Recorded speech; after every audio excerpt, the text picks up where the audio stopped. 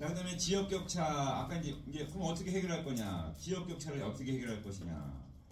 자, 노력에 대해서 보면요. 노력에, 뭐, 공공기관의 지방 이전 얘기는 뭐 옛날부터 나왔고요. 자, 2번은 별표.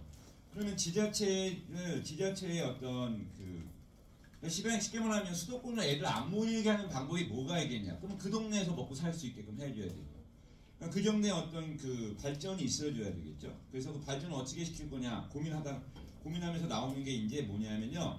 지역의 역사 공간적 특성을 살려 여러 가지 뭐 광물자원 등등등 있지만 요거보다 더 중요한 게 뭐냐면요. 요즘에 하는 게 바로 혁신도시 개발, 혁신도시.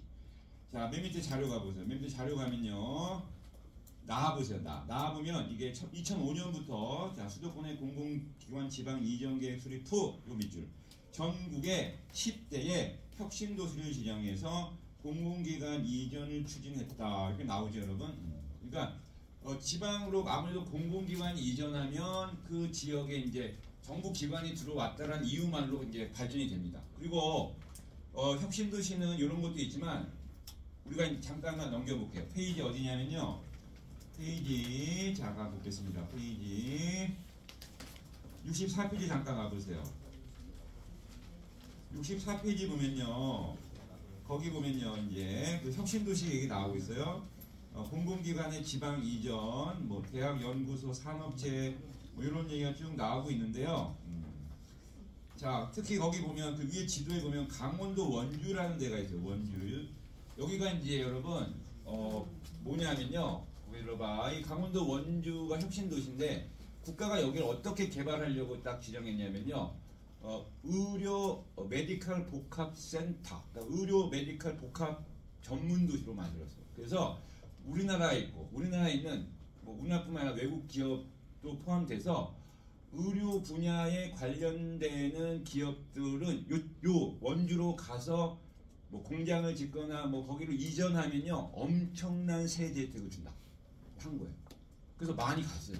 그래서 이 원주가 그것 때문에 도시가 엄청 발전했어요. 뭐 신도시급. 그래서 뭐 이전하면 당연히 사람도 가야 되니까 가족도 같이 가고 아파트도 짓고 뭐 쇼핑몰도 짓고 하면서 엄청나게 비약적으로 가요. 심지어 거기로 이제 KTX까지 다니게 되는. 그 혁신도시라는 게 바로 이제 이 낙후된 지역을 살리기 위해서 국가가 하는 노력이라고 보시면 됩니다. 다시 좀 돌아올게요, 여러분. 돌아와서 61페이지 다시 보세요. 자, 그 다음에 이제 적극적 평등 실현을 위한 조치. 우리가 이제 불평등 현상을 부득이하다고 하지만 노력은 해야죠. 우리가 적극적인 노력을 해야 된다. 그래서 국가가 하는 여러 가지 조치가 있는데 저번 시간에 잠깐 살펴봤어요. 우리 사회적 약자들 잠깐 봤던 건데 여기 구체적 노력의 두 번째 형광펜치를 볼까? 장애인 의무고용제도하고 그 다음에 여성공천 할당제도라는 게 있습니다. 먼저 장애인 의무고용이라는 건 뭐냐면 자 이것도 자료 보겠습니다. 맨 밑에 자료 다 보세요. 다 보시면 국가나 지방자치단체 소속 공무원을 뽑을 때 3%는 무조건 장애인을 뽑도록 해놨습니다. 그러니까 예를 들어서 의정부시가 올해 신규로 2025년도 공무원 채용할 때 10명을 뽑는다. 그러면 3명은 무조건 장애인을 뽑으라는 얘기야. 법에 정해집니다. 법에. 그리고 기업에서도 장애인을 채용하면 장애인을 무조건 3% 뽑게끔 할 수는 없어요. 기업에게 그렇게 강제할 수는 없으므로 그 대신 이렇게 했어요. 기업에서 장애인을 고용을 하면 혜택 드리겠습니다. 심지어 뭐 어떤 경우는 뭐 3개월치 월급을 국가가 드리겠습니다. 이런 것도 있어요. 이런 것도 있고. 그래서 그런 식으로 장애인, 어떤 차별받는 장애인들에 대한 어떤 복지 이런 것들을 한다. 그 다음에 여성공천 할당제도라는 건 무슨 말이냐면요. 우리가 사회적으로 여성들이 많이 진출했지만 가장 낙후된 곳이 정치 분야야. 그러니까 여성이 정치에 참여해서 목소리를 내야지 여성의 인권도 높아지니까 그러면 여성 국회의원이 많이 배출이 돼야 되는데 이때까지는 국회는 대부분 남성들이 전유물이었어요. 그래서 여성들이 공천받게끔. 공천이 뭐냐면 공천이 뭔지 아세요? 그러니까 우리가 이제 국민이 뽑기 전에 각 정당별로 후보를 내잖아. 후보를 낼 때 그 정당 안에서 경쟁을 할 거 아니야. 그렇지?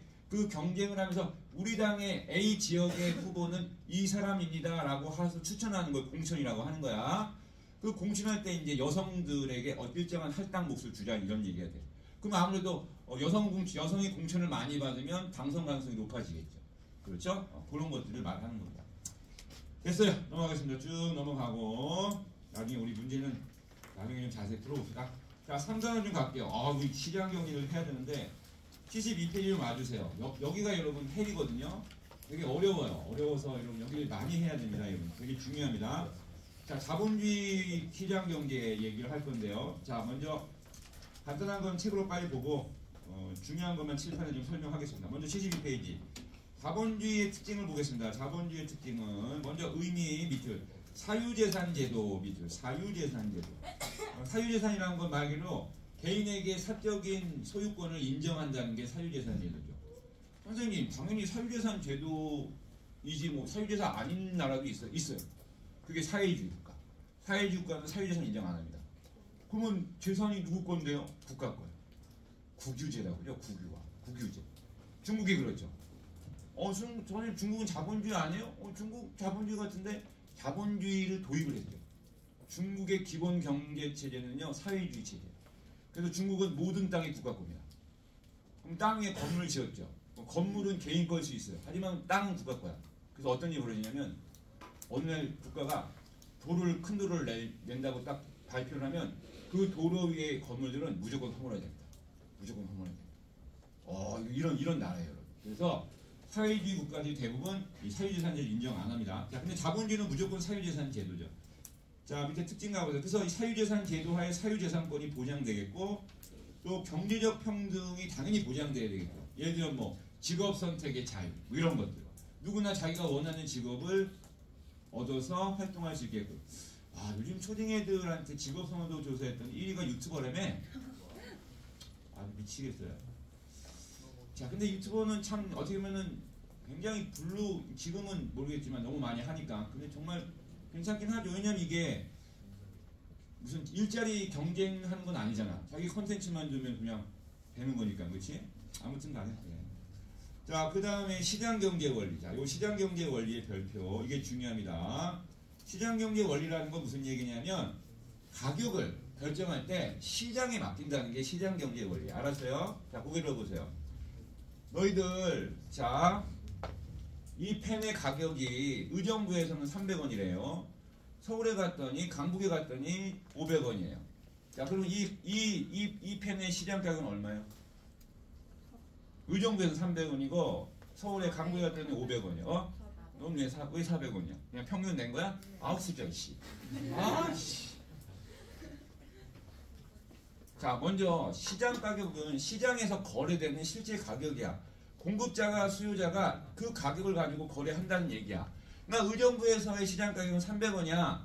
의정부에서 니네가 이걸 300원에 산다는 거야. 알아서 너희 수요자. 파는 문방구 아저씨는 공급자. 알았어요? 서울에 이게 얼마고? 500원이란 말이야. 그러면 이 시장 가격은 300원도 맞고 500원도 맞는 거예요. 알았습니까? 시장 가격은 평균 400원이 아니에요. 시장 가격은 그 시장의 구성원들이 결정한다는 뜻이. 알았어요? 이게 시장 가격이야. 그 시장 가격이 늘 변하는 거예요. 그럼 봐봐. 내일 이게 의정부에서 300원 할지 400원 할지 알아요? 몰라요? 몰라요. 왜 몰라요? 오늘까지 300원이었는데 내일도 300원 아니에요? 변한다. 그렇죠. 왜 변해요 그러면? 왜 변하는지 얘기해봐. 왜 변하는 거야? 경제가 계속. 아니야. 다 집었죠. 아까 좀 전에 얘기했잖아. 이 가격을 결정한 게 누구라고? 그렇지. 시장의 누구? 시장의 누구? 수요자와 공급자. 그러니까 내일 시장의 공급자 수요자가 어떻게 가격을 결정하다 달라지는 거야. 자, 가장 쉬운 예를 들을게. 내일 시장의 공급자가 부족해. 수요자가 많아. 이거 살 놈이 많다. 그럼 가격 올라 내려가. 그래야 그거야 그거. 내일 시장에 문방구 아저씨가 이거 더럽게 많이 가지고 왔어요. 살 놈이 없어. 가격 올라 내려가. 그래. 그게 시장 가격의 원리. 알았어? 자율조정 기능이라고 해. 알았어요? 가격은 어떻게 된다? 자율적으로 움직이는 거야. 그러니까 시장 가격, 시장 경제 체제는 국가가 가격에 개입하면 돼야 안 돼요. 절대 안 돼요. 이렇게 열어도 돼요. 시장 경제는 국가가 가격 결정에 개입하지 않는 제도다. 어디에 맡긴다? 가격을 어디에 맡긴다? 시장에 맡긴다. 다시 물어볼게. 의정부에서 300원하고 서울에서 500원 하는 거 어떤 게 시장 가격이라? 둘 다 맞다. 자, 그게 시장 가격이야. 그러니까 둘 다 맞다는 건 300원에 팔아도 여기에 의정부에 있는 수요와 공급자는 둘 다 만족한다는 얘기. 알았어요? 서울에서 500원에 거래도 그들은 만족한다는 얘기가 되는 거야. 재밌는 얘기 해줄까? 여러분 명품 우리 아직은 어려서 명품 혹시 명품 있어요? 명품? 뭐지는 아냐? 자, 그 유명한 명품 브랜드가 있는데 그 뭐 구찌 뭐 이런 거 들어갔죠? 근데 루이비통이라는 명품 브랜드가 같은 백인데 일본보다 우리가 일본 같은 백의 가격인데 걔네보다 우리가 200만 원이 더 비싸대요.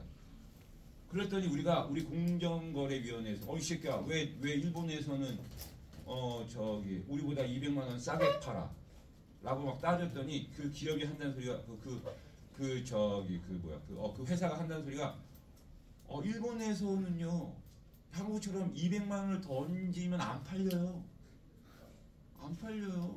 근데 한국은 200만 원 더 불러도 팔려요. 그러면 저는 기업이 돈 벌어야 되는데 그럼 당연히 200만 원 더 불렀는데 팔리면 그 가격에 파는 게 당연한 거 아니에요? 맞는 얘기죠. 근데 물어볼게요. 왜 한국은 200만 원 더 주고 살까요? 우리는 왜 일본보다 200만 원 더 주고 살까요? 왜 그럴 것 같아요? 그렇죠. 그게 과시소비라는 거야. 전형적으로 쪽팔린 거야. 알았어요? 우리나라 사람들은 비싸야 명품을 더 많이 사. 왜? 나 이거 샀다. 너희 뭐 싸지? 이거야지.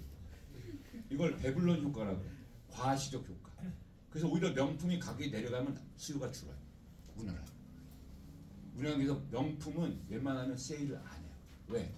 세일하면 개나 소나 다 접근하잖아. 그래서 명품족들은 세일하는 걸 제일 싫어하는 거야. 왜? 자기들만 이걸 가지고 있어. 이걸 과시적 효과라고 해요. 알았습니까? 그런 건 다시 물어보면 일본이 우리보다 200만 원 싼 것도 시장 가격인 거야. 그 사회 시장 가격. 알겠어요? 그런 거예요. 자, 그 다음에 이제 자본주의 역사의 변천 과정. 자, 이것도 너무 중요합니다. 먼저 큰 제목 보세요. 상업자본주의 밑에 산업자본주의, 수정자본주의, 신자유주의. 자, 이게 자본주의 경제사예요. 우리는 지금까지 네 가지의 큰 흐름에서 경제가 변해왔대요, 여러분.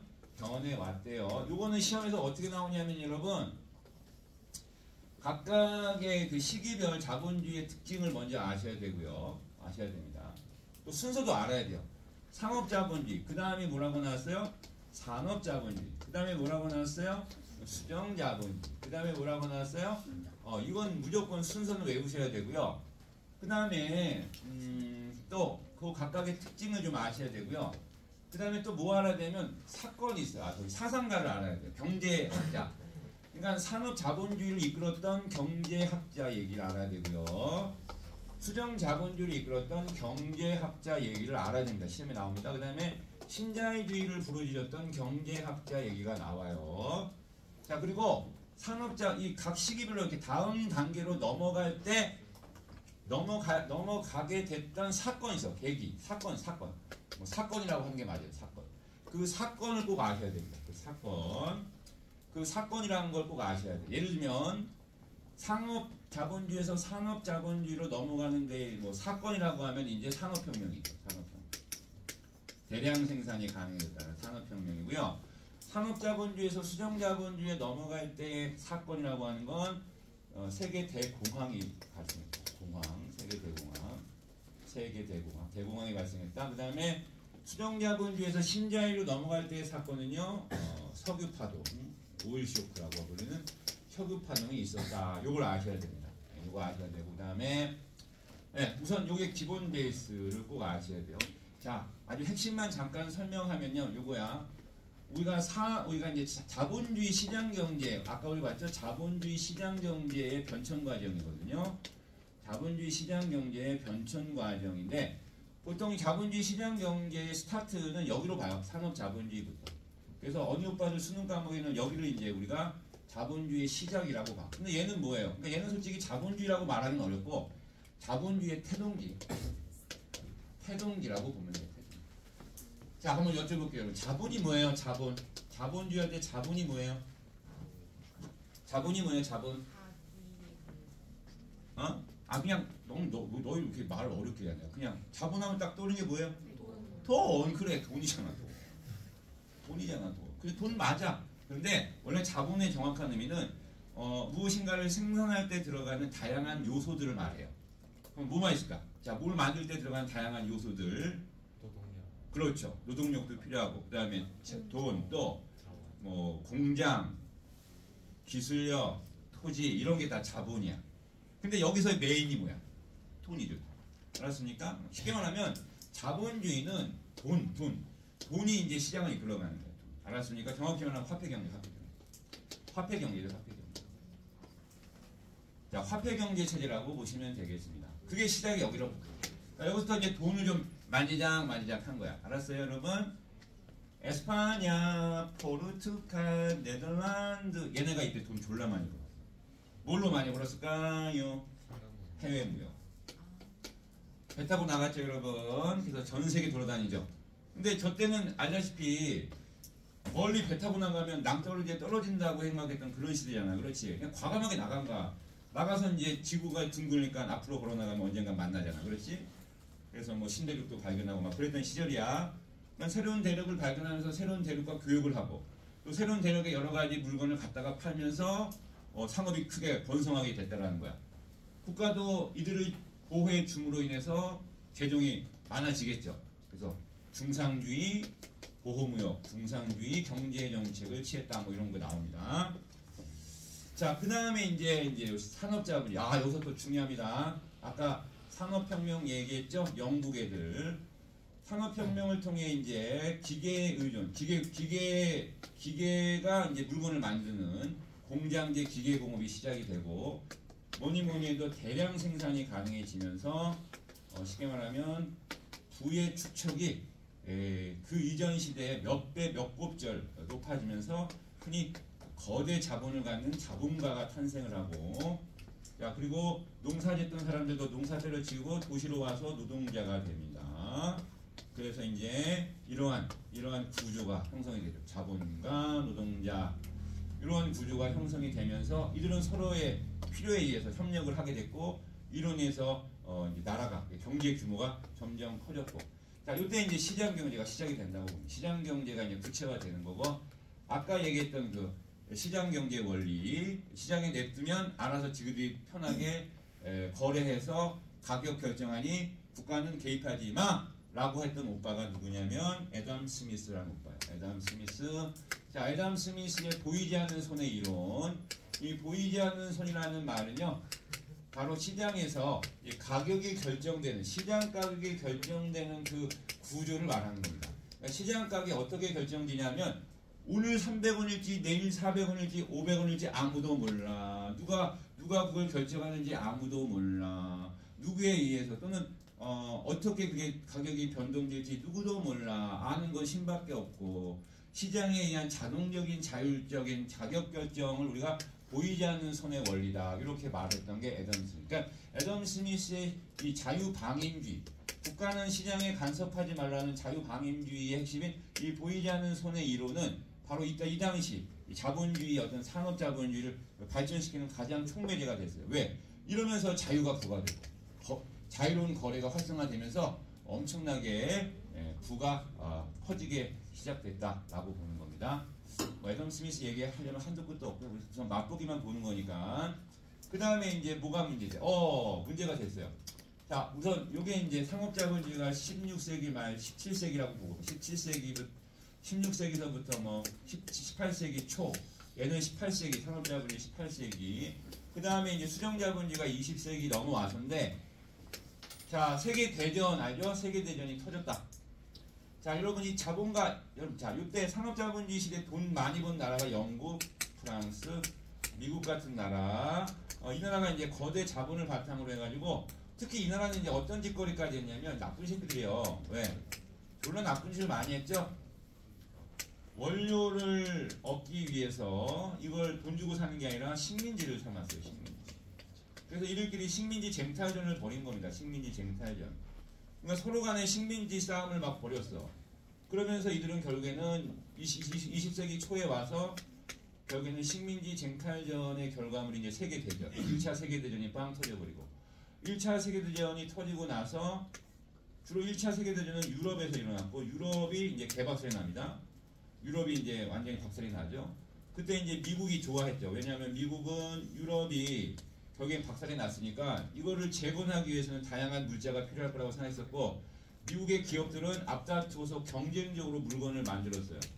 그러다 보니까 어떤 문제가 발생했냐면 유럽에 이 다양한 이 많은 이 생산물을 유럽에서 사줄 거라고 생각했지만 결국에는 예상 밖으로 팔리지가 않았죠. 그래서 어마무시하게 기업들은 이 어마무시한 물자를 해소를 못함으로 인해서 기업이 도산하게 이루어졌죠. 그러니까 미국발 이제 경기 침체가 오게 됐고, 그래서 대량의 실업 사태가 발생하고, 그래서 많은 사람들이 쉽게 말하면 굶어 죽게 생겼네요. 죽어 나자빠지는 거죠. 근데 알다시피 산업자본주의의 시장 경제는 애덤 스미스가 그렇게 강조했던 국가 방임이거든. 자, 근데 더 이상 국가가 이 꼴을 볼 수가 없으므로 국가가 시장에 적극적으로 개입해야 된다는 오빠가 등장합니다. 바로 이 수령자본주의의 경제학자인 케인즈라는 사람이 국가가 뭐 하고 있냐, 왜 시장을 바라만 보고 있냐, 적극적으로 나서가지고 실업을 구제하고 기업을 살리고 이렇게 해야 되는 거 아니냐, 언제까지 방임할 것이냐라고 주장을 했죠. 그래서 케인즈는 국가가 나서서 실업을 구제하기 위해서 국가는 일자리를 창출해야 된다. 그러면 국가가 일자리 창출하는 방법은 딴 게 아니라 국가가 직접 회사를 운영하라. 국가가 직접 회사를 만들어라. 그래서 흔히 말하는 국영기업, 공기업이 이때만 만들어지기 시작하고, 그리고 이 수많은 실업자를 어떻게 구제할 거냐, 여기 취업시키는 거겠죠. 자, 그래서 일자리를 많이 만들어야 되고, 그 다음에 이제 복지라는 게 등장합니다. 새로운 복지라는 개념이 등장하면서 기본적인 생계를 국가가 책임져야 된다라는 생각을 갖기 시작했어요. 그래서 복지 자본주의라는 말이 시작이 됐고, 이 복지 자본주의와 관련해서 시험에 나오는 게 바로 독일 얘기입니다. 독일에 가면 독일의 헌법이 비스마르크 정권이 등장하면서 바이마르 헌법이라고 하는, 바이마르 공화국 때 만들어진 헌법인데, 거기서 이제 복지 얘기가 최초로 나오게 됩니다. 좀 이따 보기로 하고요.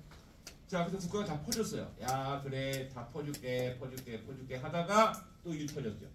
1970년대 와서, 자, 여러분, 산업자본주의의 주된 기계를 움직이는 동력은요, 석탄이었어요. 근데 과학기술이 발전하면서 이제 과학기술이 발전하면서 새로운 에너지원을 찾았대요. 그게 바로 석유입니다. 석유를 가공할 수 있는 기술이 발전하면서 이제 석유 자원이 에너지화 되면서 졸지에 석유가 매장된 나라가 부자가 됐습니다. 그게 바로 중동이었어요. 그래서 중동의 아랍 지역이, 중동 지역이 하루아침에 떼부자가 된 겁니다. 거의 무슨 기적과 같이 떼부자가 된 겁니다. 떼부자가 되다 보니까 얘네가 돈을 졸라 많이 벌었죠. 엄청 법니다. 엄청 벌었습니다. 자, 그러다 보니까 얘네들이 이제 돈을 많이 버니까 내 주머니에 돈이 많잖아. 얘네가 아쉬운 게 하나 있어요. 뭐. 국제사회의 리더가 되고 싶은 거야. 국제사회에서 자기들도 좀 미국처럼 목소리 좀 빵빵 내고 좀 의시되고 싶은 거야. 그래서 미국이 이제 걔네한테 뻑큐를 하지. 이 새끼야. 왜? 뭐 새끼야, 니네가 돈 좀 있다고 감히 니네가 우리와 어깨를 마주해? 뻑큐 새끼야. 이러고. 그러니까 얘네가 삐졌죠. 졸라 삐졌어요. 얘네. 그래? 그래? 알았어, 이 새끼야. 야, 밸브 잠궈. 갑자기 석유 밸브를 잠가버렸어. 생산을 중단해버렸어. 그때 미국이 쫄 줄 알아서 미국이 안 쫄아. 왜? 메롱 새끼야, 우리 땅에 석유 졸라 많다. 맞아요. 미국은 석유 졸라 많아. 그냥 결국엔 누구 싸움 때문에? 얘네들 싸움 때문에 다른 나라가 개피받죠. 우리나라. 그때 우리나라는 제조업을 이제 활성화시키다 보니 석유가 이 엄청 필요한 나라야. 석유 의존도가 거의 90% 가까이. 모든 게 석유 의존도야. 집에 난방도 석유 난로, 자동차 석유, 공장의 다 석유.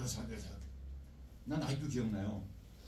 아빠 손잡고 그때 여러분 국가에 석유가 동나가지고요. 국가가 어떻게 했는지 아세요? 배급을 했어요. 줄 섰어요. 쫙 줄 서가지고 한 가구당 얼마씩만 이렇게 배급을 줬어요. 그 정도였어요. 어마무시하게 힘들었습니다. 그래가지고 이 석유 파동 때문에 이제 국제사회가 문제가 커졌어요. 특히 어떤 문제냐면요. 자, 봐봐. 아유, 할 건 많은 죽겠는데 미쳐버리겠네. 자, 보세요. 석유, 기름 생산비가 올라가요. 기름이 주니까, 기름 생산이 주니까 생산비가 올라가겠죠. 기름이 부족하니까. 근데 이게 물가에 반영되겠죠. 물가가 올라요. 근데 보통 물가가 오르는 주된 이유는 수요가 많아서 오르는 게 맞거든요. 살 사람이 많아서 물가가 오르는 거예요. 근데 살 사람이 많아서 물가가 오르는 게 아니라 생산비가 올라서 물가가 올랐다는 건 내 주머니에 돈은 그대로 있는데 가격만 올라버리니까 사람들이 소비를 줄여버려요. 그러면 소비가 주니까 어디에 영향을 줘요? 생산도 줄이는 거죠. 자, 그래서 어떤 문제가 생기냐면 물가는 계속 오르는 인플레가 발생하는데, 근데 그 덕분에 어떤 문제가 생기냐면 돈이 그러니까는 내 주머니에 돈은 안 드는데 물가만 오르니까 사람들이 지갑을 닫고 지갑을 닫으니까 공장도 안 돌아가니까 어떻게 돼? 경기 침체가 온 거야. 경기가 안 좋아지는 거야. 그래서 인플레이션과 경기 침체, 영어로 스태그네이션이라고 하거든요. 스태그네이션. 인플레와 스태그네이션이 동시에 오는 최악의 상황에 왔을 수 있습니다. 우리가 이제 스태그플레이션이라고 불리는 거고요. 자, 최악의 상황을 말이죠. 최악의 상황. 자, 그러면 선생님 경기 침체가 와서 어쩌라고요? 자, 소비자가 지갑을 닫았고 기업은 생산을 줄이니까 또 대량의 실업 사태가 발생하죠. 에이, 선생님 걱정할 필요 없잖아요. 여기 수정자본주의 때 국가가 복지를 빵빵 했으니까 또 국가가 나서면 되죠. 자, 문제가 커졌습니다. 수정자본주의를 채택한 지 한 3, 40년 지나더니 국가가 죄송해요. 더 이상 돈이 없어요. 국가가 재정이 고갈됐습니다. 국가가 지나치게 방만한 복지를 함으로 인해 가지고 재정이 박살이 났어요. 국가가 돈이 없어. 거지가 됐어요. 거지가. 그래서 이제 새로운 형태의 또 새로운 경제학자들이 야 이건 아니다. 이건 아닌 것 같아. 이런 식으로 퍼주면 결국에는 기업도 국가도 망한다. 그래서 어떻게 했냐면요. 신자유주의 때 이제 이 석유파동을 겪고 나서 경제정책도 바뀝니다. 뭘로 바뀌냐? 국가의 역할을 다시 줄이자. 국가의 역할을 다시 줄이자. 복지부터 줄이자. 복지를 확 줄여버립니다. 복지의 떡을 확 줄여버립니다. 그러니까 왜냐하면 그 전까지는요. 놀고 먹어도 줬어요. 놀고 먹어도 돈을 줘요. 놀고 먹어도 돈을 주니까 애새끼들이 게을러졌어요. 흔히 말하는 복지병이 걸렸거든요. 이제 노는 새끼는 안 줘. 노는 새끼는 안 줘. 그럼 누구 주는데? 일하려고 노력하는 새끼만 줄 거야. 이렇게 된 거죠. 자, 그리고 이제 국가가 뭐 했냐면요. 그동안 아까 얘기했죠. 실업을 구제하려고 수정자본주의 때 기업을 만들었어요. 국영기업, 공기업. 근데 이게 적자야. 매번 적자야. 적자일 수밖에 없어요. 왜냐하면 여기는 사실상 기업이라는 말을 하지만 여기 근무하는 사람 다 공무원이야. 공무원이 뭐 목숨 바쳐가면서 영업활동할까 안 해. 맨날 적자죠. 그러니까 국가가 저 기업을 다 팔아버려라. 민영화. 민간한테 팔아라 해서 민영화를 해버린 거야. 민영화. 영국이라는 나라가 대표적으로 이걸 처음 한 나라인데 영국이 공항, 엄청 큰 영국의 런던 공항이 공항 공사라고 그러잖아. 국가가 운영했었어. 근데 이거 다 팔아버렸어요.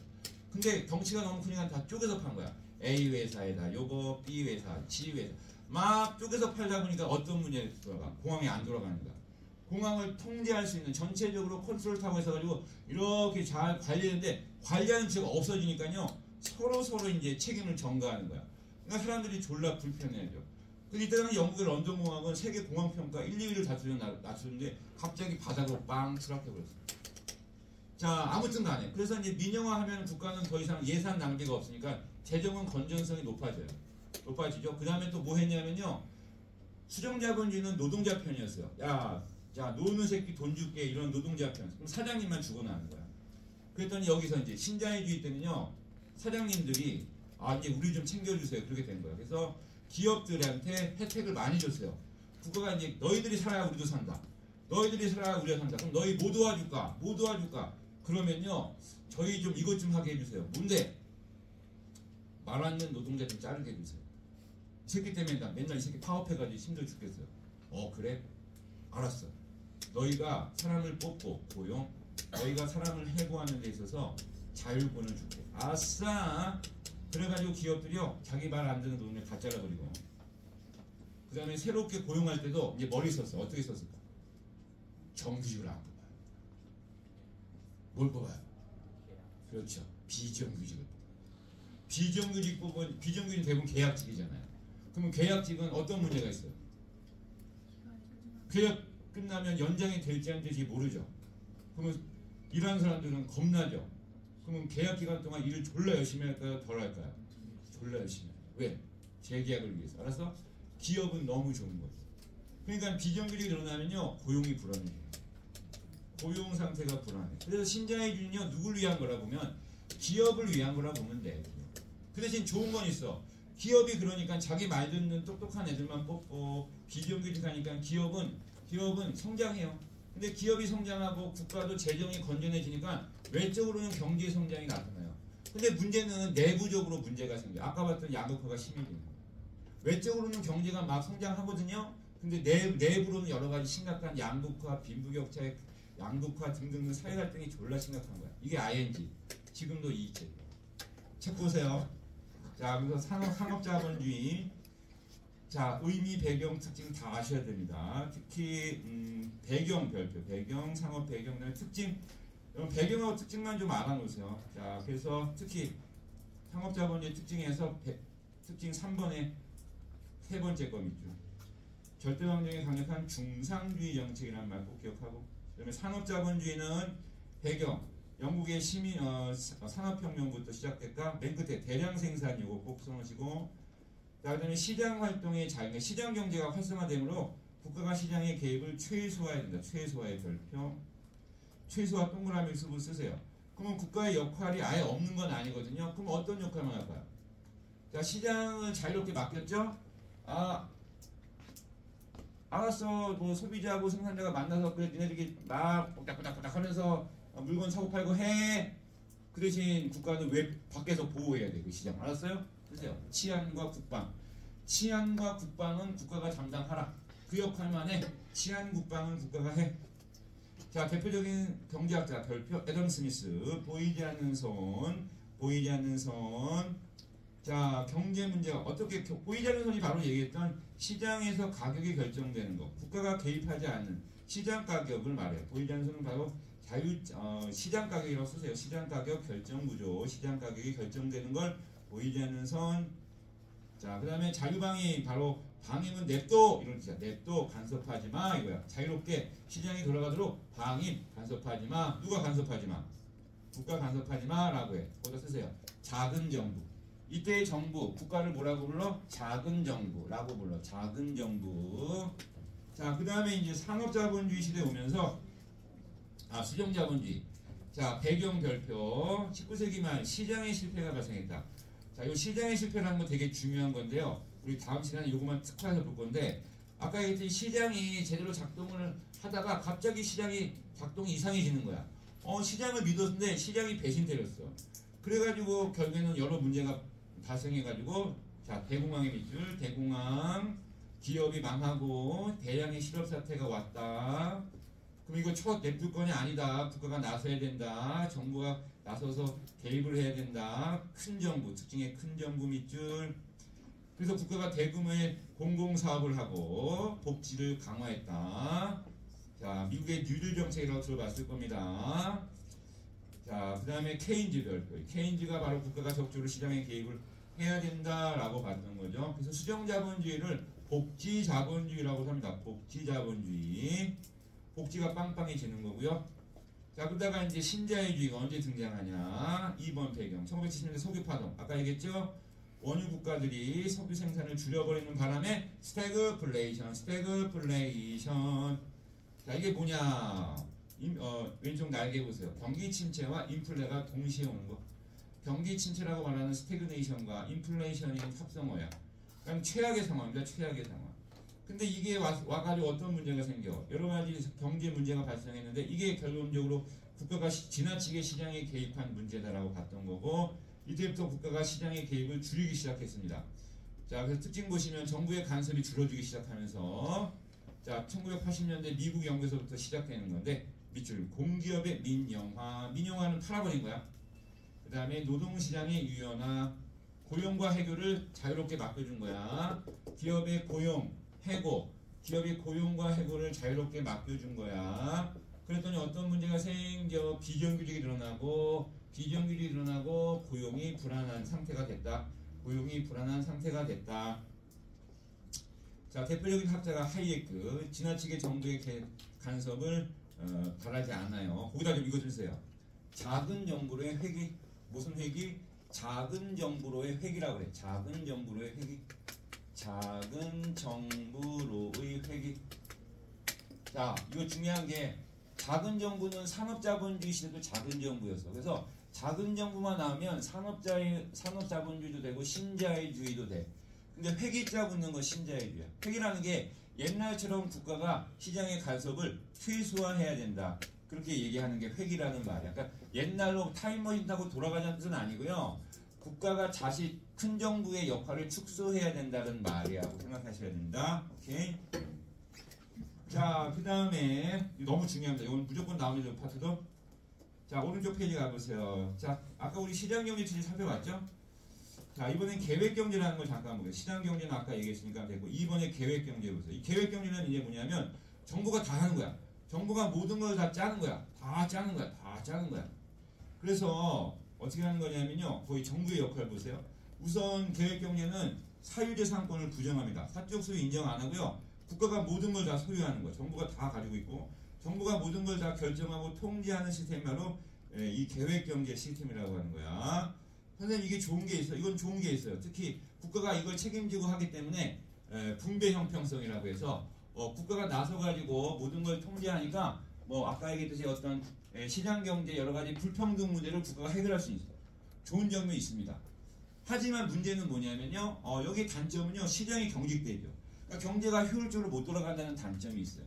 그래서 여러분 요즘에 대부분의 나라는요. 시장 경제만 아니에요. 계획 경제만 아니에요. 다 섞어요. 짬뽕이. 알았어요? 그래서 그걸 무슨 경제? 혼합 경제라고 해요. 혼합 경제. 자, 혼합 경제라는 건 시장의 장점, 계획 경제의 장점을 합친다 이런 뜻의 시장 혼합 경제 체제를 말하는 겁니다. 자, 그래서 시장의 장점적인 거, 시장의 어떤 여러 가지 어떤 운영의 원리와 계획 경제의 장점이라고 하는 분배 형평성 이런 것들을 적절히 조화롭게 하는 거야. 맨 밑에 가보시면 우리나라도 계획 경제입니다. 우리나라도 혼합 경제를 채택하고 있습니다. 자료 2번 보세요. 자료 2번 헌법 119조 2항 보시면 맨 밑에 보시면 우리가 시장에 적절하게 시장의 원리에 따르지만 국가가 적절하게 시장에 개입해야 된다는 게 나오죠. 그래서 119조 2항의 끝에 두 번째를 보시면 경제 주체 간의 조화를 통한 밑줄, 경제 민주화를 통해서 경제에 관한 동그라미, 규제, 조정을 할 수 있다. 그러니까 규제와 조정을 한다는 건 국가가 시장에 일정 부분 개입을 한다라는 겁니다. 자, 그렇게 보시고 넘어가겠습니다. 쭉 넘어가시고 82페이지 잠깐 와주세요. 82페이지. 요건 잠깐 해야 돼요. 요거까지 합시다. 자, 82페이지 가면 이제 경제의 세부 이론이 나오는데요. 여기서부터는 조금 디테일하고요. 자, 여기서부터는 드디어 여러분 어떤 게 등장하냐면요. 숫자가 보입니다. 뭐예요, 선생님? 계산하는 게 나옵니다. 자, 보기 읽어보세요. 합리적 선택 또는 이걸 경제적 선택이라고 부르는 건데요. 자, 이거 여러분 되게 중요해요. 지금부터 하는 얘기는요. 여러분 실생활에도 도움이 많이 되는 얘기인데요. 자, 너희 점심에 뭐 먹었냐? 뭐 먹었어? 집에서 먹고 왔어? 자, 그럼 너희 이제 분식점에 갔다고 쳐보자. 나 뭐 먹을까? 분식점에 갔어. 뭐 먹을까? 김밥 먹을래? 김밥 얼마야? 3,000원이야. 3,000원. 3,000원. 나 그러면 3,000원의 김밥을 사 먹었어. 먹었다. 아유, 기분 좋아. 그럼 봐봐. 김밥을 사 먹은 건 내가 돈 내. 내 주머니에 돈을 내. 비용 지불. 내 주머니에서 나오는 돈, 비용. 그리고 먹었어. 맛있어. 만족감. 이거 편익이라고 해. 그러면 내가 기꺼이 3,000원을 낸 건 당연히 만족감이 3,000원보다 크다는 얘기지. 맞지? 3,000원을 지불하면서 내가 맛있게 먹었다는 얘기는 내가 돈을 냈다는 얘기는 내가 어떤 선택을 한 거냐면 그게 합리적인 선택을 한 거야. 그래, 나는 기꺼이 3,000원을 낼 수 있어. 하지만 나는 그보다 더 큰 만족감을 얻을 거야. 이런 논리로 우리는 선택을 한다는 거야. 그래서 우리는 보통 비용보다 편익이 큰 선택을 할 때 합리적인 선택이라고 말을 해요. 또는 경제적인 선택이라고 말을 합니다. 선생님, 근데 저는 김밥 졸라 싫어하는데. 그건 합리적인 선택이라고 안 하고 이제 주관적인 선택이라고 해요. 그러니까 우리가 이거는 경제학에서 말하는 선택입니다. 뭐 쉽게 말하면 뭐 똑똑한 선택 그렇게 표현하기도 하는데 아무튼 주관적인 게 아니라 객관적인 선택을 말할 때 이렇게 얘기하는 거야. 그래서 봐봐. 그러면 얘를 이해해봐. 그러면 이제 편익에서 비용을 뺐을 때 무조건 0보다 커야 돼. 알았습니까? 그래서 편익에서 비용을 뺀 걸 순편익이라고 해. 그래서 우리가 순수한 편익을 0보다 클 때 나는 똑똑한 선택을 한 거라는 거야. 자, 그런데 문제는요. 선택의 폭이 넓을 때가 문제죠.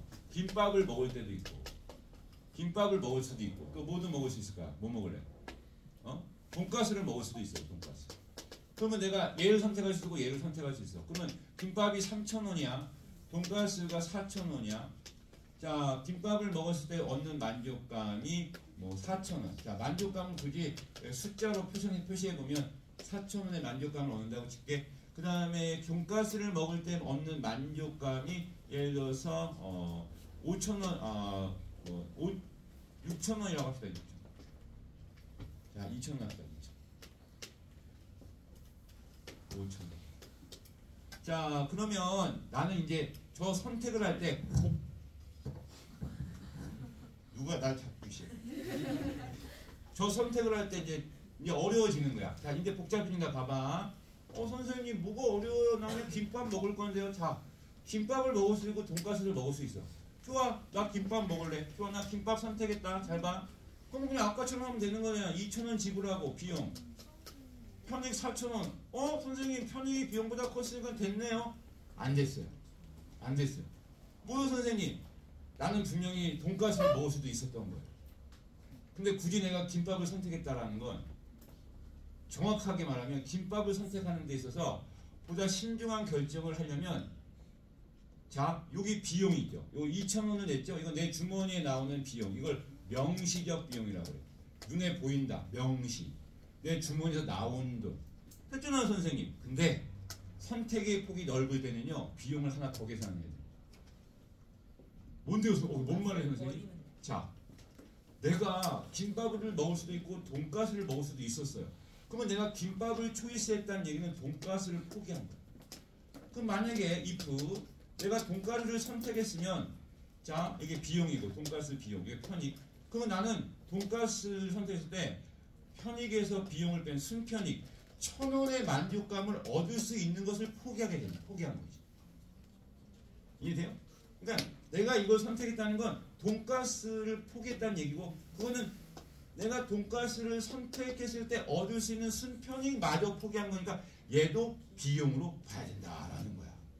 그래서 이거는 내 주머니에서 나오는 돈이 아니잖아. 이걸 무슨 비용이라고 그러냐면 암묵적 비용이라고 해서 이걸 여기다 더해야 돼. 알았어요? 그럼 얼마야? 얘 비용은 얼마야? 암묵적 비용까지 합해서 얼마야? 3,000원. 그래도 얘가 더 크죠? 오케이, 잘하는 선택. 이렇게 되는 거예요. 근데 만에 하나 이쪽이 더 커지면 못하는 선택. 이렇게 되는 거예요. 이게 계산 문제로 나오면 어려워지는 거예요. 알았어요? 그럼 다음 시간에 좀 더 자세히 해드릴게요.